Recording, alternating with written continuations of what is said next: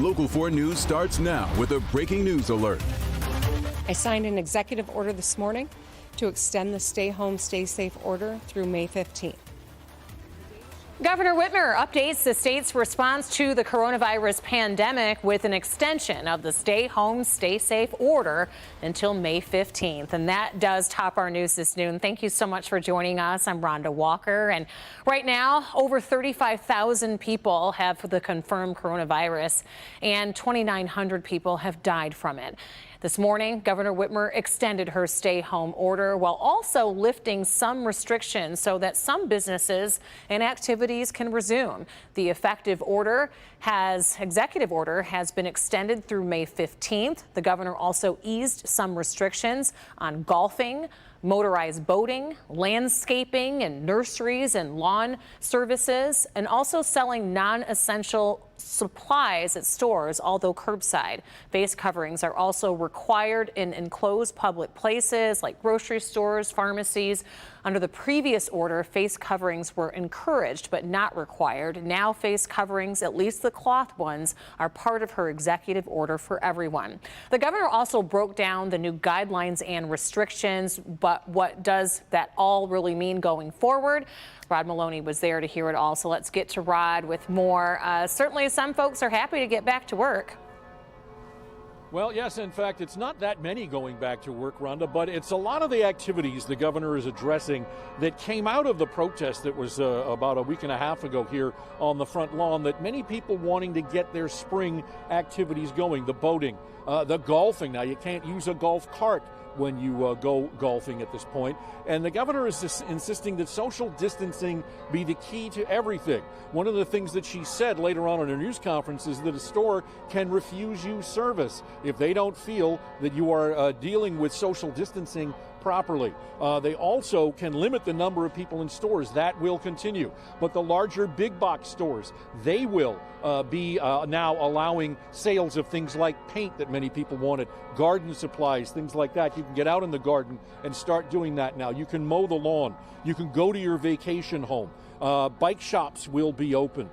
State parks will be open. So these are some rather dramatic changes, but limited. And let's hear from the governor now as she talks about what she had in mind for all of this.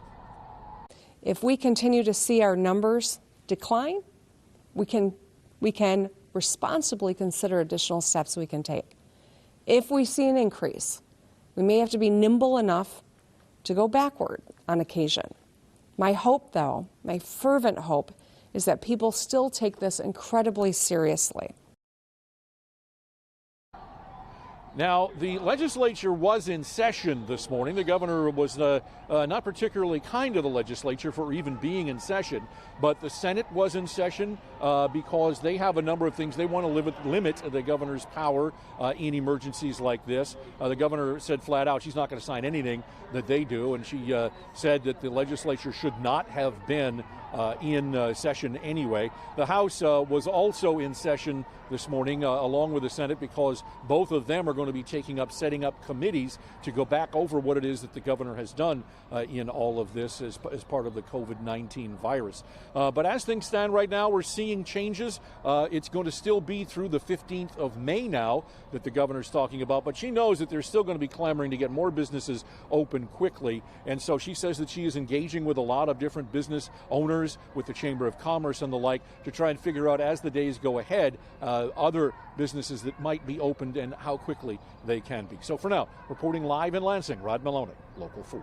And Rod, speaking of those other businesses, of course, manufacturers, some of our automotive companies are already trying to put some plans in place for when they can reopen. Did she talk about any of those types of businesses? She didn't get involved with the automotive industry, but of course there's going to be a lot of attention paid to that. Already Fiat Chrysler is saying May 4th they want to get back to business. I'm hearing some of the foreign car makers also want to do the same. The United Auto Workers and all of the domestic three are talking about how it is that they should move forward. The UAW put out a statement yesterday saying that they were not in favor of that May 4th date and would like to see the car companies hold off still further. The car companies are working with them, but the car companies are also feeling compelled to get back to business as quickly as they can too. And so we're going to have to wait and see how it is that this all comes together, especially as we get toward May 4th. That's right. And she also said, be nimble. Things can change between now and May 15th. So we'll just have to wait and see. Rod, thank you. Turning our attention now to small business owners and hospitals that are really dealing with the financial impact of the coronavirus. Help is on the way. Today, President Trump did sign off on that nearly $500 billion that Congress just approved, even as he raises eyebrows again with medical claims refuted by his own experts. Tracy Potts has the latest in Washington. Lysol says in a statement this morning that under no circumstances should any of their products be ingested. Health experts say the president's comments are extremely dangerous as he pivots today to focus on the economy and millions of people out of work.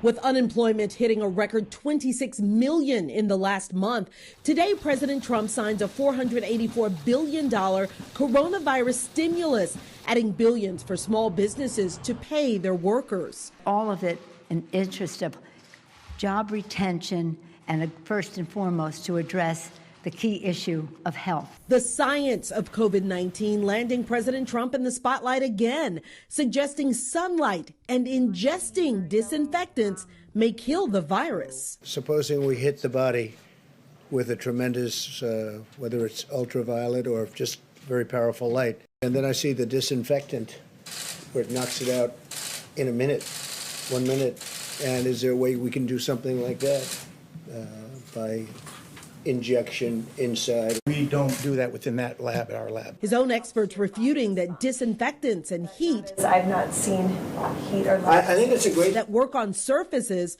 are safe or effective for humans. It was incoherent, filled with misinformation and misstatements from one end to the other. Seeking solutions as Georgia and other states begin to reopen today. It puts all of our communities at risk. While others lock down, Illinois is extending its stay-home order another month. And the president says it looks like we may need to extend social distancing nationwide past May 1st. Tracy Potts, NBC News. All right, Tracy, thank you. Meanwhile, let's talk about the stock market today and this week. It's been a big, wild up and down swing of the market, and it's trending lower today. The Dow Jones Industrials opened the day higher, but has since turned negative with a lack of any encouraging economic news. In the retail sector, business channel CNBC actually reporting luxury retailer Neiman Marcus, with a store right here in Somerset Collection, will be filing for bankruptcy protection this weekend to try to keep its business afloat. As always, clickondetroit.com is the best place to go for information, very useful information to get you through this crisis and keep you informed up to the minute at clickondetroit.com/coronavirus. Meanwhile, time to get a check of our forecast with meteorologist Brandon Rue. And for all those landscapers out there, whether those that work from home or do it professionally, green light given today. Makes sense, right? I mean, how close do we have to get to anybody? Get out and enjoy the elements. It's one of the keys to this whole thing. So just make sure that you are, sort of listening, still following the rules.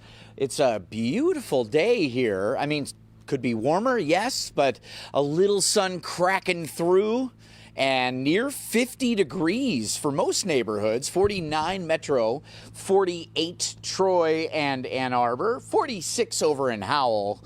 They'll join the party. Fear not. We're heading into the middle 50s this afternoon with partly sunny skies, and I think we get a few more breaks as we head through the later afternoon hours. You can see we had a rogue little shower there right on the Livingston, Oakland County area, but fizzling very quickly and rogue in that it's the only one in the business. Now we have a look at the weekend forecast, and there is a weekend storm out there. So we will take a closer look at when we might see a little weekend wet weather. Rhonda, back to you. All right, Brandon, thank you. Yard waste collection in the city of Detroit is going to resume on Monday. It was originally set to begin earlier this month, but was delayed due to the coronavirus pandemic. But if you do have yard waste, and maybe we'll even have some after you get done doing some landscaping over the weekend, you can take it to 3 drop-off locations in the city, and you can find those locations on clickondetroit.com. Still to come, some non-essential businesses in Georgia are reopened today. Why some owners, though, say that it might not be the time to go back to work.